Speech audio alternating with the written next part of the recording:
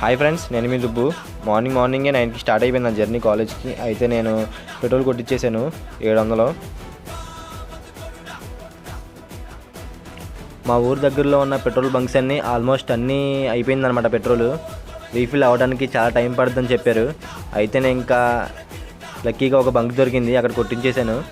అలా స్లోగా బైక్ నడుపుతూ మైండ్లో 1000 థాట్స్ వచ్చేసాయి. ఇంకా మార్నింగ్ మాకు మెడికల్ కోడింగ్ గురించి క్లాసెస్ జరిగాయి కొన్ని.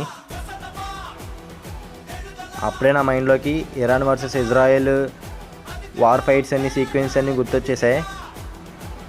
ఇంకా మన మోదీ ఉండగా దేనికి తగ్గేదే లేదనిపించింది. ఎందుకంటే ఆయన వల్లే ఇప్పుడు మనకి ఇంత బాగా జరుగుతుందనమాట.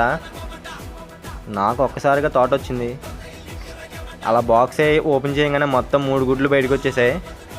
ఎన్ని వార్స్ వచ్చినా మన ఇండియా ఎంత స్ట్రాంగ్గా ఉందో సేమ్ మనం కూడా మన లైఫ్లో కూడా అంతే స్ట్రాంగ్గా ఉండాలి. మీరు కూడా ఇలాంటి సిచ్యువేషన్స్ ఫేస్ చేస్తే కామెంట్ చేసేయండి.